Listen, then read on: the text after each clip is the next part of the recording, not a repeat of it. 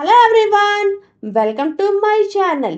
ఇడ్లీ దోశ వడ గారి దేనిలోకైనా మంచి కాంబినేషన్గా ఉండేటువంటి పల్లీ చట్నీని చూపించబోతున్నానండి. పల్లీ చట్నీయా, మాకు తెలీదా అని అనుకుంటున్నారా? కాదండోయ్, ఈ పల్లీ చట్నీ అయితే ప్రాసెస్ డిఫరెంట్, అంతేకాదు దీంట్లోని తాలింపు కూడా చాలా డిఫరెంట్ ప్రాసెస్లో ఈ వీడియోలో మీతో షేర్ చేసుకోబోతున్నాను.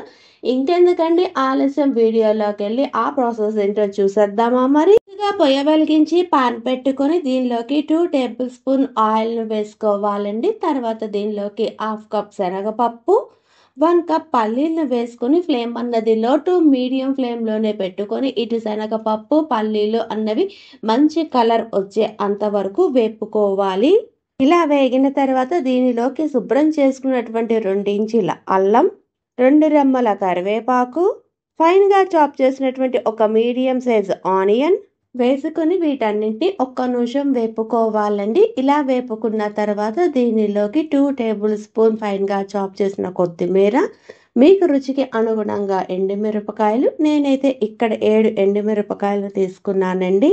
వీటన్నింటినీ ఒక్క 2 నిమిషాలు వేపుకొని ఒక ప్లేట్లోకి ట్రాన్స్ఫర్ చేసుకుని పక్కన పెట్టుకుందాము. తర్వాత ఇదే ప్యాన్లోకి మీడియం సైజు 2 టమాటాలు, చిన్న రెమ్మ చింతపండు, రుచికి అనుగుణంగా ఉప్పును కూడా వేసుకుని అన్నీ బాగా కలిసేటట్టు కలుపుకొని టమాటా అన్నది మెత్తపడే అంతవరకు మూత పెట్టుకొని మధ్య మధ్యలో కలుపుకుంటూ మగ్గించుకోవాలండి.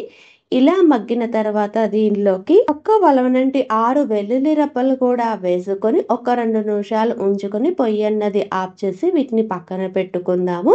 తర్వాత వేరొక మిక్సీ జార్లు తీసుకొని దానిలోకి మనం ముందుగా వేయించి పెట్టుకున్నటువంటి శనగపప్పు పల్లీలు అన్నీ వేసుకోవాలండి.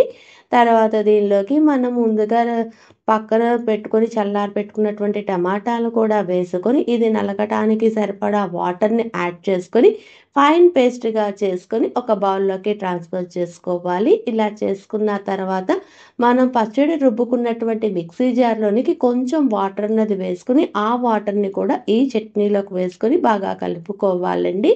ఇక్కడ చట్నీ కన్సిస్టెన్సీ అన్నది మీ ఇష్టానికి అనుగుణంగా అడ్జస్ట్ చేసుకోవచ్చు. ఇలా రెడీ చేసుకున్నటువంటి చట్నీని పక్కన పెట్టుకుందామండి. తర్వాత దీనిలోకి తాలింపుని చూపించబోతున్నాను అనమాట. తర్వాత పొయ్య వెలిగించి పాన్ పెట్టుకొని దీనిలోకి కొంచెం ఆయిల్ అన్నది యాడ్ చేసుకొని దీనిలోకి ఆవాలు, కరివేపాకు, ఎండుమిర్చిని కూడా వేసుకుని అంతా బాగా వేగిన తర్వాత దీనిలోకి 1/2 టీ స్పూన్ ఇంగువను కూడా వేసుకుని బాగా కలుపుకొని పొయ్యి అన్నది ఆఫ్ చేసి మనం ముందుగా రెడీ చేసుకున్నటువంటి చట్నీలోకి వేసుకుని బాగా కలుపుకోవటమేనండి. అంతేనండి, ఇడ్లీ దోశ వడ గారి దేనిలోకైనా కానీ చాలా డిఫరెంట్గా ఉండేటువంటి పల్లీ చట్నీ రెడీ. నేనైతే ఈ చట్నీని ఇడ్లీతో ఎంజాయ్ చేస్తున్నానండి. మీరు కూడా ఈ రెసిపీని ట్రై చేసి ఎలా వచ్చిందో ఆ ఫీడ్బ్యాక్ని కామెంట్ రూపంలో తెలియజేయండి. మీకు కానీ ఈ వీడియో నచ్చితే please like, share and subscribe. Thanks for watching.